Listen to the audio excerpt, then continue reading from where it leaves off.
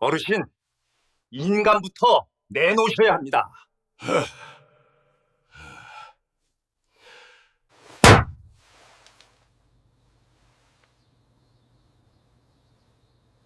마을회관 한복판.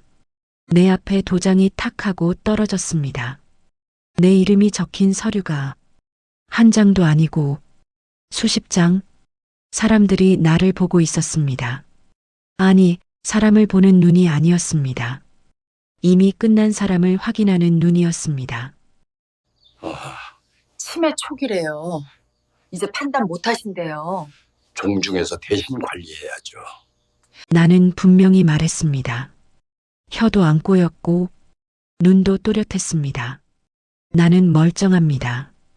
그런데 그 말이 아무데도 닿지 않았습니다. 조카가 내 손을 잡았습니다.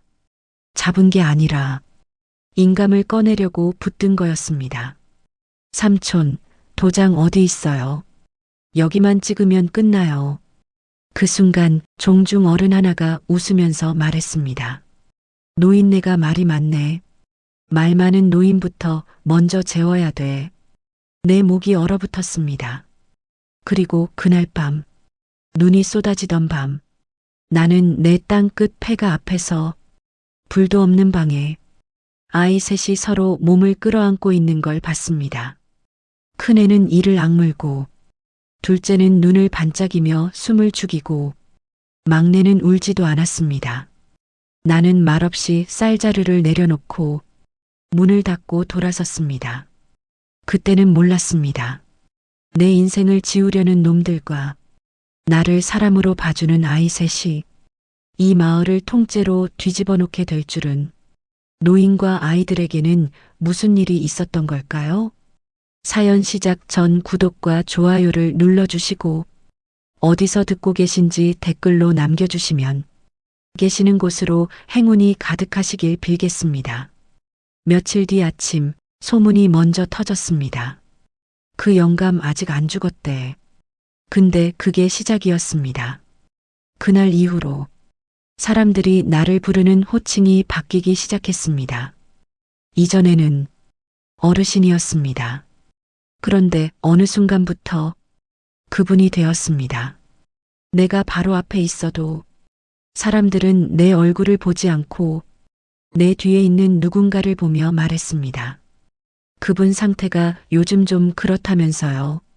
말은 또렷한데 판단이 흐려졌다네요. 나는 들었습니다. 분명히 들었습니다. 그런데 아무도 내가 들었다는 사실에는 관심이 없었습니다. 마을 이장은 내 어깨를 툭 치며 웃었습니다. 아이고, 요즘은 그런 거 다 미리미리 준비해야 합니다. 무엇을 준비하느냐고 묻자 그는 웃음을 거두지 않은 채 말했습니다. 나중일 말입니다. 나중. 그 말이 이렇게 빠를 줄은 몰랐습니다. 며칠 뒤 조카가 찾아왔습니다. 서류 가방을 들고 집 안으로 들어오자마자 주변을 훑어보던 그 아이는 앉자마자 말했습니다. 삼촌, 요즘 기억이 좀 안 난다면서요. 나는 밥숟가락을 내려놓고 조카를 보았습니다. 누가 그러더냐? 조카는 눈을 마주치지 않았습니다. 여기저기서 말이 나와서요. 여기저기. 그 말 속에는 얼굴이 여럿 들어 있었습니다. 조카는 서류를 꺼내 식탁 위에 올려놓았습니다. 종이는 한 장이 아니었습니다. 미리 사인만 해두면 됩니다. 나중에 복잡해지는 거 막자는 거예요. 나는 사인을 하지 않았습니다. 조카는 웃지도 않고 딱 한마디를 남겼습니다. 삼촌, 그럼 더 피곤해지실 텐데요. 피곤. 그 단어가 협박으로 들린 건 내가 예민해서가 아니었습니다. 다음 날 은행에 갔습니다. 땅 관련 서류를 확인하려 했을 뿐이었습니다. 창구 직원은 내 신분증을 보고 잠시 멈췄습니다. 그리고는 낮은 목소리로 말했습니다. 보호자분은 함께 안 오셨나요? 나는 웃지도 못하고 그 자리에 서 있었습니다. 내일입니다. 직원은 고개를 끄덕였지만 말은 달랐습니다. 요즘은 절차가 좀 까다롭습니다. 단독 처리가 어렵습니다. 그날 이후 은행에서도 관공서에서도 나는 혼자가 아니게 되었습니다. 늘 누군가의 관리 대상이었습니다. 우편물이 집으로 오지 않았습니다. 대신 조카 집으로 갔습니다. 이유를 묻자 우체국 직원은 미안한 얼굴로 말했습니다. 보호자 요청이 있었습니다. 보호자. 나는 그 단어를 내 인생에서 처음으로 내 이름 앞에서 들었습니다. 동사무소에 갔습니다. 땅 관련 서류 하나를 확인하려 했을 뿐이었습니다. 창구 직원은 내 이름을 입력하다가 손을 멈췄습니다. 어르신, 이거는 단독 처리 불가입니다. 나는 왜냐고 묻지 않았습니다. 이미 표정으로 알 수 있었기 때문입니다. 종중 쪽에서 대표 관리자로 등록이 돼 있습니다. 그 말은 이렇게 들렸습니다. 당신은 이제 당사자가 아니다. 집으로 돌아오는 길에 마을 사람들을 만났습니다. 예전엔 인사를 먼저 건네던 사람들이었습니다. 그날은 눈을 피했습니다. 누군가는 속삭였습니다. 괜히 엮이지 마. 누구 편도 들지 말자. 걸리면 우리도 같이 간다. 그게 이 마을의 규칙이었습니다. 눈이 더 내리던 날 나는 논뚝 끝 폐가 쪽으로 다시 갔습니다. 그 집은 사람이 살 집이 아니었습니다. 그런데 아이 셋이 살고 있었습니다. 큰애는 중학생쯤, 어깨가 일찍 굳은 애였습니다. 둘째는 초등학생, 말을 아꼈지만 눈이 빠른 애였습니다. 막내는 유치원쯤, 눈이 커서 말이 먼저 나오는 애였습니다. 문 앞에 놓인 쌀자루가 그대로 사라진 걸 보았습니다. 아이들은 가져갔습니다. 그리고 아무 흔적도 남기지 않았습니다. 그게 이상했습니다. 보통은 감사하다는 말이라도 하거나 고개라도 숙입니다. 그런데 그 애들은 표시를 하지 않았습니다. 표시가 아니라 살아남는 법처럼 조용히 가져갔습니다. 나는 한 번 더 감자 한 망을 가져다 놓았습니다. 이번에는 막내가 문틈으로 얼굴을 내밀었습니다. 그 작은 얼굴이 나를 보더니 말했습니다. 할아버지, 눈 온다. 그 말 한마디에 내 속이 이상하게 찡해졌습니다. 나는 괜히 헛기침을 하고 돌아섰습니다. 그날부터 나는 가끔씩 쌀, 감자, 장작을 묻지 않고 놓았습니다. 아이들도 묻지 않고 가져갔습니다. 그게 우리 사이의 규칙이 되었습니다.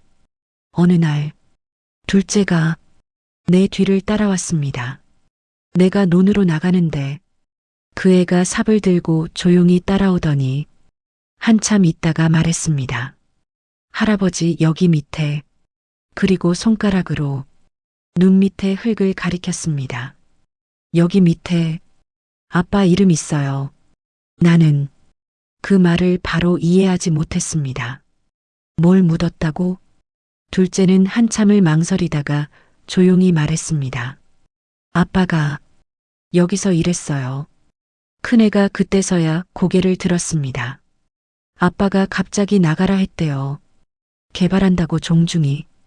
그 말이 떨어지자 내 속에서 무언가가 툭 끊어졌습니다. 막내가 아무렇지 않게 말했습니다. 아빠 그날 밤 집에 안 왔어. 큰애는 울지 않았습니다. 그냥 이렇게 말했습니다. 사고래요. 사고.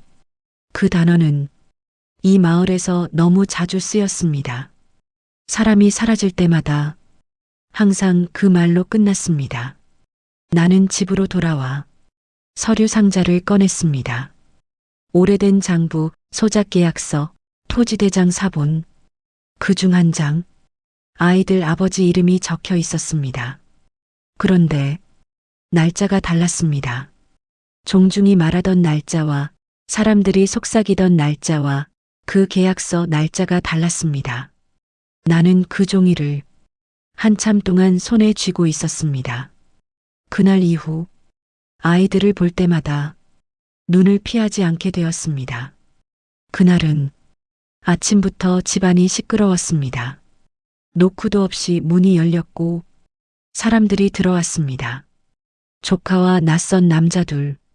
한 사람은 서류 가방, 다른 한 사람은 내 얼굴보다 집 구조를 더 오래 봤습니다. 어르신, 절차상 확인만 하겠습니다. 확인이라는 말이 이렇게 무례할 수 있다는 걸 그날 처음 알았습니다. 남자는 서류를 꺼내 탁자 위에 올려놓았습니다. 종중에서 관리 위임을 받았습니다. 나는 서류를 보지 않고 말했습니다. 난 위임한 적 없습니다. 남자는 고개를 끄덕였습니다. 그래서 지금 오신 겁니다. 조카가 옆에서 말했습니다. 삼촌, 이제 이런 건 우리가 대신하는 게 맞아요. 대신 그 말 속에는 이미 내 자리가 없었습니다. 서류 중 한 장이 앞으로 밀려왔습니다. 날짜가 적혀 있었고 도장이 찍혀 있었습니다. 내 인장이었습니다. 나는 그걸 보며 말했습니다. 이건 내가 찍은 게 아닙니다. 남자는 펜을 들고 차분히 말했습니다. 감정의뢰 들어가면 본인 도장으로 나올 가능성이 높습니다. 그리고 이미 제출돼 있습니다. 도장은 내 것이지만 내 인생은 이제 내 것이 아니다. 며칠 뒤 병원에 가자는 연락이 왔습니다. 검진이라고 했습니다. 나는 거절했습니다. 그날 오후 두 사람이 다시 왔습니다. 이번엔 흰 가운을 입은 여자도 함께였습니다. 여자는 내 손을 잡고 맥을 짚는 척하며 말했습니다. 긴장하시면 판단이 흐려질 수 있어요. 나는 손을 뺐습니다. 나는 멀쩡합니다. 여자는 조카를 보며 고개를 끄덕였습니다. 보통 이렇게 말씀하세요. 그 말이 나를 한 번에 무너뜨렸습니다. 며칠 뒤 요양원에서 전화가 왔습니다. 이번엔 날짜를 말했습니다. 다음 주면 방이 빠집니다. 나는 화를 냈습니다. 난 간다고 한 적 없습니다. 전화기 너머는 침착했습니다. 법적으로는 문제 없습니다. 그날 밤 나는 문을 잠그고 거실에 서 있었습니다. 내 집이 내 마지막 공간일지도 모른다는 생각이 처음으로 구체적으로 들었습니다. 그리고 그 밤부터 집 밖에 차가 섰습니다. 헤드라이트를 끄고 내 집을 바라보는 차, 종중 어른이 타던 차였습니다. 사장님이 내 손을 피했습니다. 내가 돈을 내려고 하자 사장님이 말했습니다. 외상으로 하세요. 나는 얼떨결에 물었습니다. 왜 외상인데?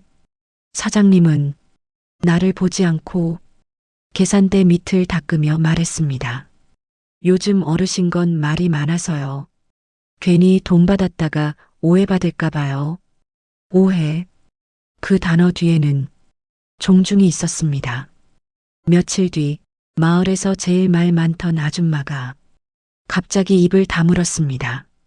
내가 인사를 해도 대답을 안 했습니다. 그 아줌마 뒤로 종중 쪽 사람이 한 명 서 있었습니다. 웃고 있었습니다. 입막음은 돈으로 하는 게 아니었습니다.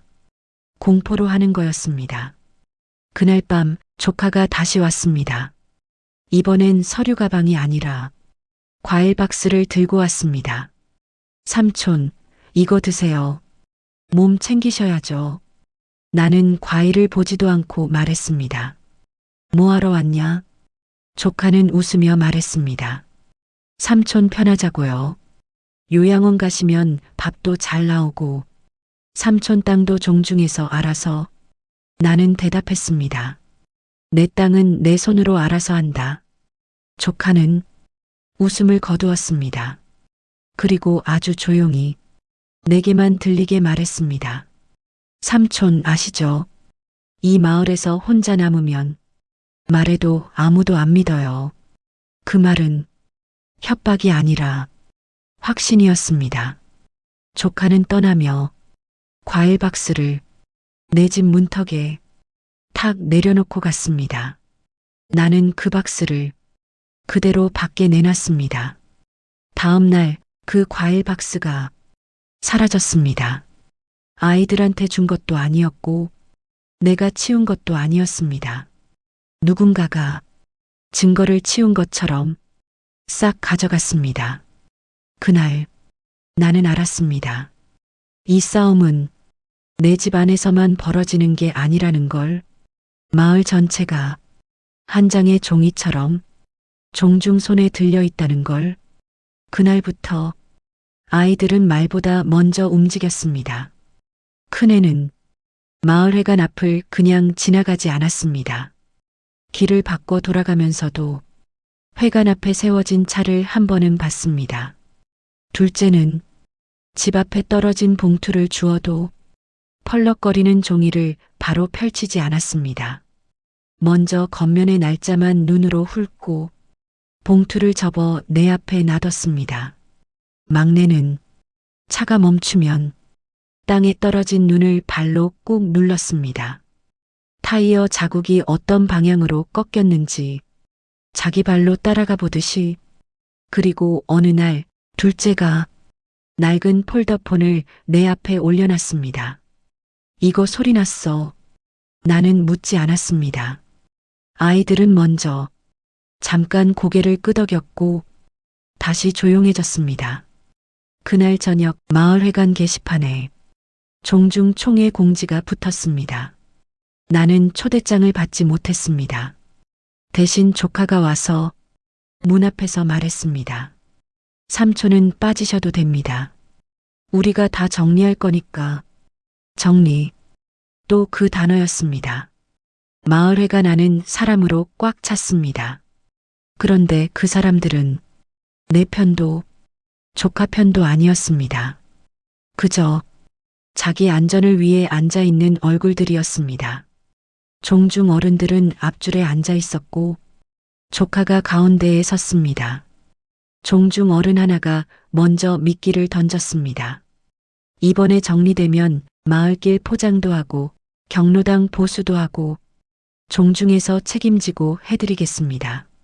사람들 눈이 흔들렸습니다. 조카는 그 틈을 놓치지 않았습니다. 어르신은 지금 자기 재산을 판단할 능력이 부족합니다. 우리는 가족으로서 책임을 져야 합니다. 그 말과 동시에 내 앞에 서류가 밀려왔습니다. 어르신, 여기만 찍으시면 됩니다. 딱 여기. 나는 서류를 보지 않고 말했습니다. 그 도장, 내가 찍지 않았다. 조카가 비웃듯 웃었습니다. 삼촌, 이제 그런 말은 안 통합니다. 그때였다. 회관 문 쪽에서 큰애가 한 걸음 앞으로 나왔습니다. 큰애는 사람들을 보지 않았습니다. 조카만 봤습니다. 둘째가 먼저 나왔습니다. 손에 작은 종이를 들고 있었습니다. 둘째는 낮게, 그런데 또렷하게 말했습니다. 아저씨가 서류 날짜를 2번 말했어요. 조카가 손을 휘저었습니다. 아이 말은 증거가 아닙니다. 그 순간 막내가 회관 한가운데까지 걸어 나왔습니다. 막내는 사람들을 올려다보며 말했습니다. 나 기억해요. 아저씨 월요일에 왔어요. 조카가 어이없다는 듯 웃었습니다. 그래, 월요일. 막내가 바로 이어 말했습니다. 수요일에도 왔어요. 조카 얼굴이 잠깐 멈췄습니다. 막내는 천천히 마치 동요 부르듯 말했습니다. 근데 종이에는 화요일이라고 써 있어요. 회관이 조용해졌습니다. 조카는 웃으며 넘기려 했습니다. 아이들이 착각한 겁니다. 그때 둘째가 주머니에서 낡은 폴더폰을 꺼냈습니다. 그리고 버튼을 눌렀습니다. 스피커에서 요양원 담당자 목소리가 그대로 흘러나왔습니다. 보호자분이랑 날짜 잡으셨잖아요. 어르신은 치매 쪽이라서 혼자 오시면 안 돼요. 회관 공기가 한 번에 얼었습니다. 조카가 소리쳤습니다. 그거 불법 녹음이야. 애들이 장난친 거야.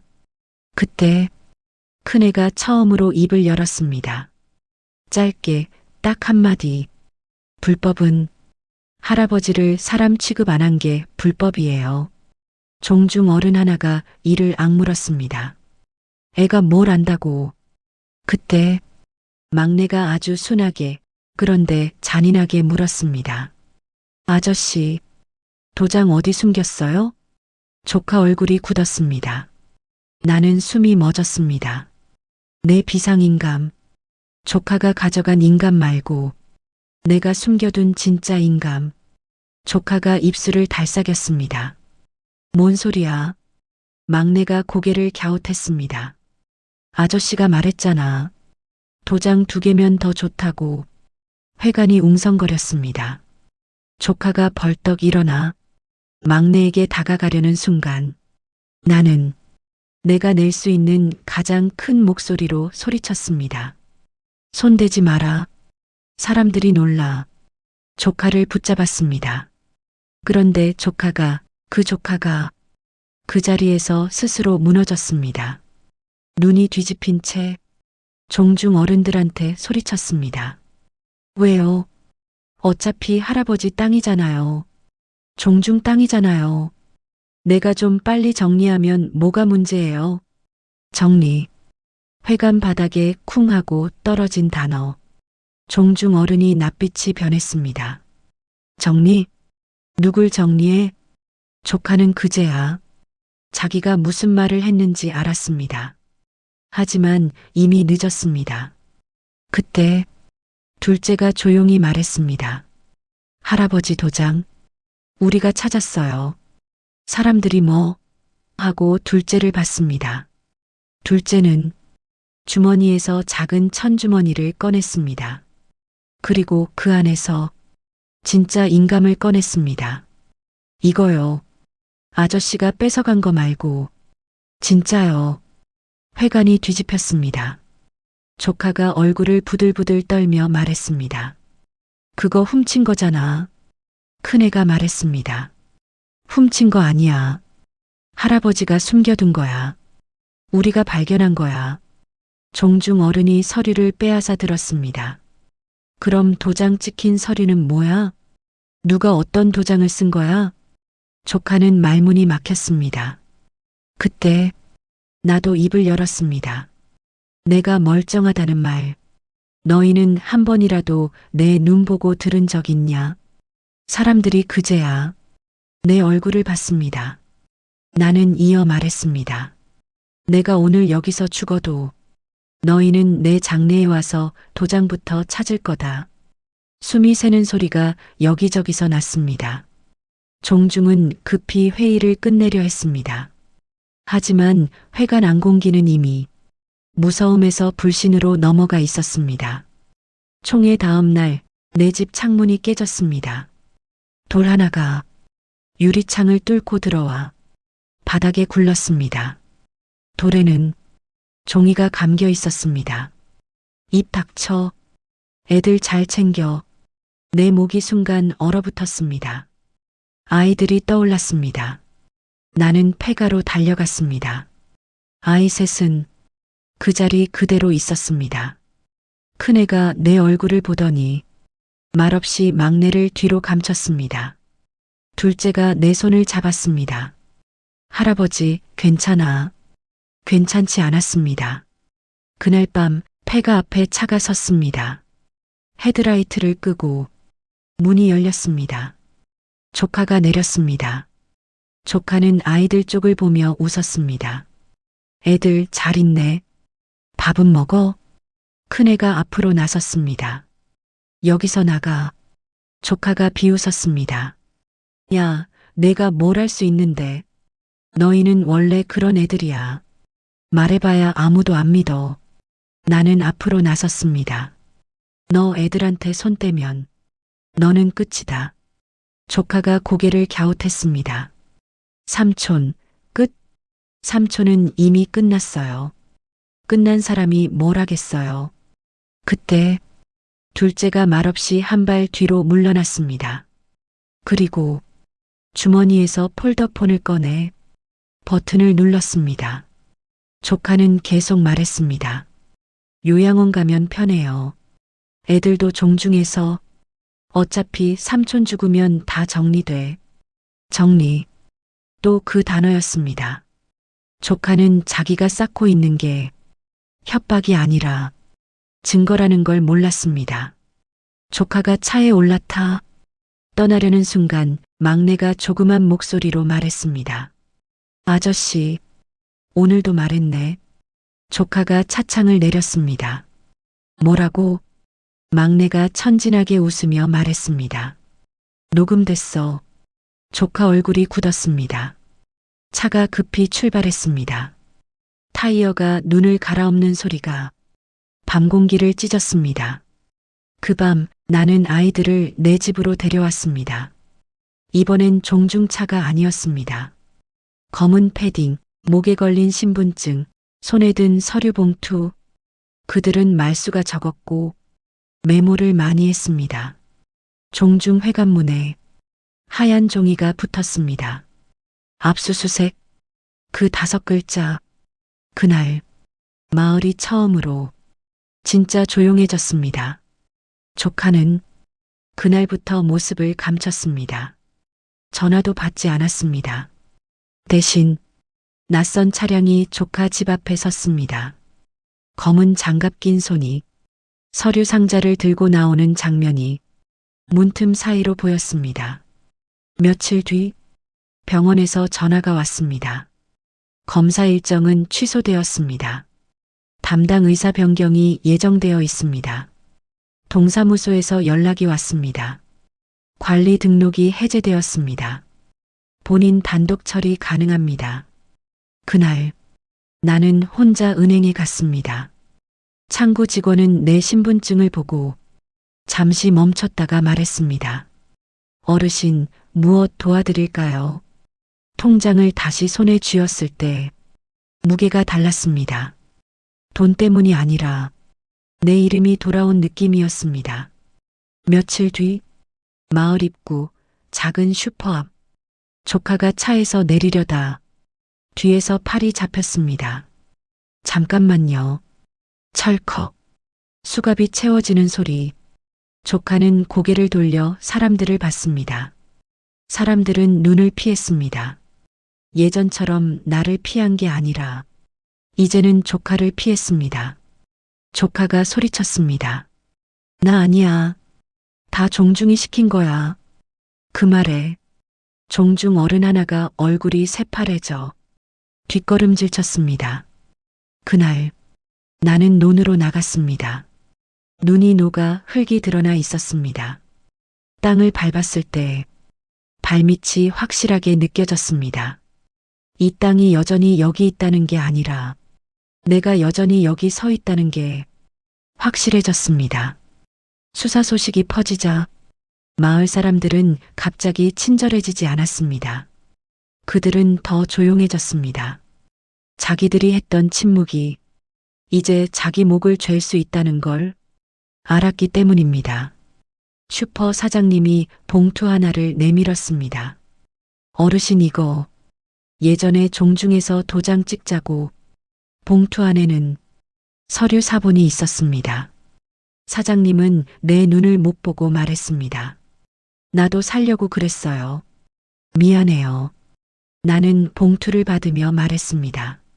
미안할 거면 다음엔 침묵하지 마. 수사는 조카만 잡지 않았습니다. 종중회관에서 도장 관리대장이 나왔고 서류 날짜가 2개로 찍힌 계약서들이 나왔고 병원 쪽으로 흘러간 돈 내역이 나왔고 요양원 담당자와 주고받은 문자까지 나왔습니다. 종중 어른 하나가 조사받으러 가며 또 똑같이 말했습니다. 다 어르신을 위해서 한 거야. 그때 큰애가 내 옆에서 말했습니다. 어르신을 위해서면 왜 어르신 말을 한 번도 안 들었어? 그 말에 종중 어른은 입을 다물었습니다. 종중의 돈줄이 꺾이자 마을길 포장 공사도 경로당 보수도 싹 멈췄습니다. 사람들은 그제야 깨달았습니다. 종중이 준 건 선의가 아니라 미끼였다는 걸. 나는 다시 관공서에 혼자 갔습니다. 직원은 내게 말했습니다. 어르신, 이제 본인 결정으로 진행 가능합니다. 나는 도장 대신 내 손가락으로 서명을 했습니다. 서명을 하는데 손이 떨렸습니다. 늙어서가 아니라 내 이름을 내 손으로 다시 쓰는 게 너무 오래된 일이었기 때문입니다. 집으로 돌아오는 길 마을 사람들이 나를 봤습니다. 피하지 않았습니다. 그들이 착해져서가 아니었습니다. 이제는 피할 대상이 내가 아니라 종중이었기 때문입니다. 나는 그 사실을 기분 나빠하지 않았습니다. 사람은 그렇게 움직입니다. 하지만 내가 얻은 건 그들의 마음이 아니라 내 자리를 되찾은 거였습니다. 아이들은 내 집에서 살기 시작했습니다. 큰애는 밤에 자다가 벌떡 일어나 창문을 확인했고, 둘째는 내가 기침만 해도 물이 있는지 먼저 봤고, 막내는 문이 쿵 닫히면 내 바지자락을 잡았습니다. 나는 아이들 앞에서만큼은 등을 곧게 폈습니다. 어느 날 법무사가 물었습니다. 어르신, 아이들 어떻게 하실 겁니까? 나는 고개를 저었습니다.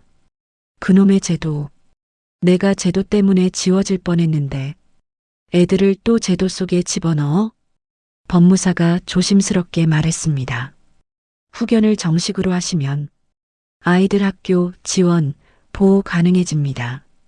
나는 종이를 받았습니다. 종이 위에는 아이들 이름을 적는 칸이 있었습니다. 나는 이름을 하나씩 적었습니다. 큰애, 둘째, 막내, 핏줄은 아니었습니다. 하지만 도망치지 않았던 아이들이었습니다. 나는 땅을 나누지 않았습니다. 대신 묶었습니다. 아이들 몫은 아이들 몫으로 지키게 하고 나머지는 공동 농장으로 돌렸습니다. 혼자 사는 노인들, 부모 잃은 아이들, 일할 힘이 없는 사람들, 그들이 한 끼라도 스스로 벌 수 있게. 그 소식이 퍼지자 종중 어른들이 다시 찾아왔습니다. 이번엔 허리를 굽혔습니다. 어르신, 한 번만. 종중 체면이. 나는 말을 끊었습니다. 체면? 내가 회관에서 도장 뺏길 때 체면은 누가 지켜줬냐? 나는 더 차갑게 말했습니다. 너희가 지키려는 건 체면이 아니라 땅이다. 막내가 어느 날 물었습니다. 할아버지, 우리는 가족이에요? 나는 바로 대답하지 않았습니다. 대신 밥을 퍼주었습니다. 그리고 말했습니다. 그래, 도망치지 않는 사람들이 가족이다. 그날 아이들은 처음으로 크게 웃었습니다.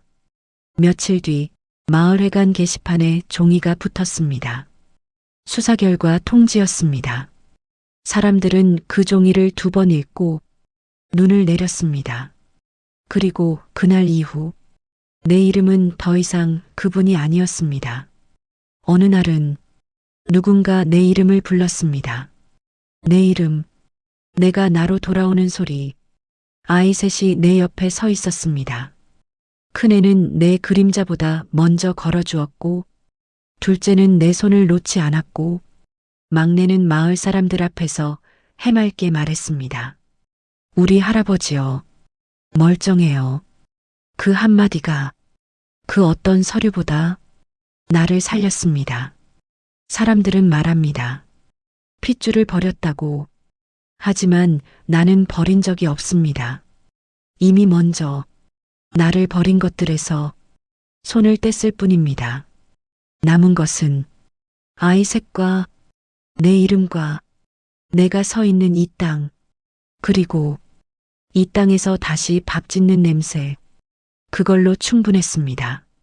나는 이제 내 땅이 몇 평인지보다 내 밥을 먹고 사람이 다시 사람답게 살 수 있는 날이 몇 번인지 그걸 세며 살려고 합니다. 그게 내가 끝까지 지키고 싶은 진짜 유산이니까요.